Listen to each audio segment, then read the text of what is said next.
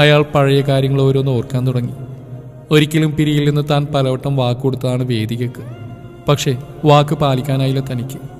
ആ വീടിൻ്റെ പടിയിറങ്ങിയതിന് ശേഷം ഒരിക്കൽ പോലും അങ്ങോട്ട് തിരിഞ്ഞു നോക്കിയിട്ടില്ല. ദുരഭിമാനം അതായിരുന്നു തനിക്ക്. അതിൽ ചിറകറ്റ് വീണത് തങ്ങളുടെ സ്വപ്നങ്ങളായിരുന്നു. അല്ലെങ്കിലും സ്വപ്നങ്ങൾക്ക് നൽകാൻ കഴിയുന്ന സംതൃപ്തിയും സന്തോഷവും യാഥാർത്ഥ്യബോധത്തിന് തരാനാവില്ലല്ലോ. അധികാരം കയ്യിൽ കിട്ടിയപ്പോൾ താൻ എല്ലാം മറന്നു. കുഞ്ഞുനാൾ മുതൽ താനും വേദിയും നെയ്തെടുത്ത സ്വപ്നങ്ങൾ എല്ലാം മറന്നു. സിനിമയിലൊക്കെ കാണുന്ന പോലെ താനും ഒരു ശരാശരി പ്രണയനായകനായി മാറി.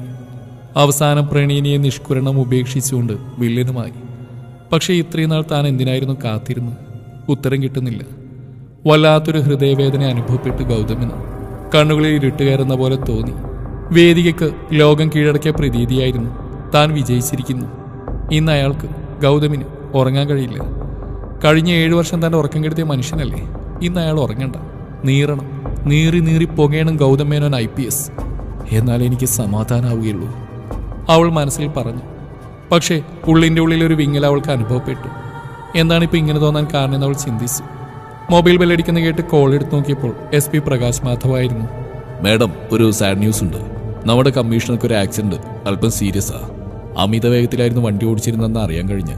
സിറ്റി ഹോസ്പിറ്റലിലാണിപ്പോൾ. കോള് കട്ടായി. വേദികയ്ക്ക് തൻ്റെ ഹൃദയം നിലയ്ക്കുന്ന പോലെ തോന്നി. അവർ വേച്ച് കട്ടിലിരുന്നു. പെട്ടെന്ന് തന്നെ ബോധം വീണ്ടെടുത്തുകൊണ്ട് അവൾ സിറ്റി ഹോസ്പിറ്റലിലേക്ക് പാഞ്ഞു. അവിടെ എല്ലാ പോലീസ് ഉദ്യോഗസ്ഥരും വന്നിട്ടുണ്ടായിരുന്നു. വേദികയെ കണ്ടപ്പോൾ SP ഓടി അടുത്തു വന്നു. കുറച്ച് സീരിയസ് ആണ്, ഹെഡ് ഇഞ്ചറി ഉണ്ട്. അതുകൊണ്ട് ഒരു ഓപ്പറേഷൻ നടത്തിക്കൊണ്ടിരിക്കുക. അത് കഴിഞ്ഞാൽ എന്തെങ്കിലും പറയാനാവുന്ന ഡോക്ടർ പറഞ്ഞു. വേദികയ്ക്കൊന്നും ശബ്ദിക്കാൻ കഴിഞ്ഞില്ല. കണ്ണുനീര് മാത്രം വരുന്നുണ്ട്. ശബ്ദം പുറത്തു വരുന്നില്ല. അവിടെയുള്ള ചെയറിൽ തൻ്റെ താലിയും മുറുകെ പിടിച്ചുകൊണ്ട് അവിടെ ഇരുന്നു. അവിടെ ഉണ്ടായിരുന്ന ഓഫീസേഴ്സ് അത് ശ്രദ്ധിക്കുന്നുണ്ടായിരുന്നു. ആരൊക്കെയോ അടുത്തു വന്ന് എന്തൊക്കെയോ പറഞ്ഞു. പക്ഷെ അവളൊന്നും സംസാരിച്ചില്ല. നിശബ്ദയായിരുന്നു. ആർക്കും ആ മൗനത്തിന് അർത്ഥം കണ്ടെത്താനായില്ല. ഓപ്പറേഷൻ കഴിഞ്ഞ് ഡോക്ടർ പുറത്തു വന്നു.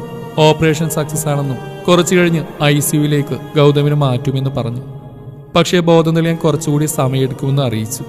കുറച്ചു കഴിഞ്ഞപ്പോൾ ഗൗതമിന് ബോധം വന്നു. ആദ്യം അന്വേഷിച്ച വേദികയായിരുന്നു. അവൾ ICUവിനുള്ളിൽ കയറി. മെല്ലെ ഗൗതമിൻ്റെ ബെഡിനടുത്തിരുന്ന ചെയറിലിരുന്നു. ഗൗതം കണ്ണു തുറന്നവളെ നോക്കി. പിന്നെ ആ താലിയിലേക്കും. വേദിക ആ താലിയെടുത്ത് കാണിച്ചുകൊണ്ട് ചോദിച്ചു, ഇതെവിടെയെങ്കിലും കണ്ടതായിട്ട് ഓർമ്മയുണ്ടോ ഉണ്ണിയേട്ടന്?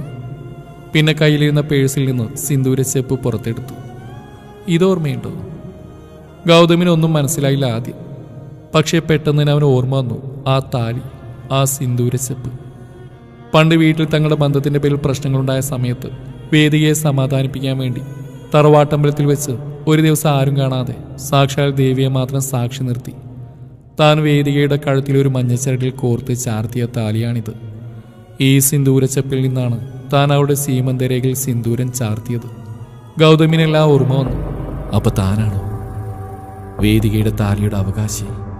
അവന് വിശ്വസിക്കാനായില്ല. പക്ഷേ താൻ എന്തൊരു മഹാപാപിയാണ്. താലി കെട്ടിയ പെണ്ണിനെ ഉപേക്ഷിച്ച പാതകി.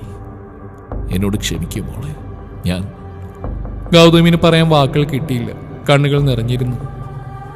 ഒന്നും പറയണ്ട ഉണ്ണിയേട്ട, ഇപ്പോഴെങ്കിലും ഓർമ്മ വന്നല്ലോ, അത് മതി എനിക്ക്. അല്ലെങ്കിൽ ശകുന്തളയുടെ അവസ്ഥ വരില്ലായിരുന്നു എനിക്ക്. അതും പറഞ്ഞിട്ട് അവൾ അയാളെ കളിയാക്കി. എന്നിട്ട് അവനരികിലേക്ക് ചേർന്ന് നിന്നുകൊണ്ട് ആ നെറ്റിത്തടത്തിലൊന്ന് ചുംബി. കുറച്ച് സമയത്തേക്ക് ഞാൻ ദുഷ്യന്തനായി പോയി, നീ എന്നോട് ക്ഷമിക്കുക. അതും പറഞ്ഞ് അവൻ അവളുടെ കൈകൾ തൻ്റെ കൈകളിലേക്ക് ചേർത്ത് പിടിച്ചു. ആ കൈകളിൽ 2 തുള്ളി കണ്ണുനീർ വന്ന് വീണു. അത് മറ്റാരുടെ അല്ലായിരുന്നു. തൻ്റെ പുരുഷന്റെ മുന്നിൽ അംഗീകരിക്കപ്പെട്ട ഒരു പെണ്ണിൻ്റെ ആനന്ദാശ്രുക്കളായിരുന്നു അത്. ജലഗണങ്ങളെക്കാൾ പരിശുദ്ധിയുണ്ടായിരുന്നു ആ അശ്രുഗണങ്ങൾക്ക്.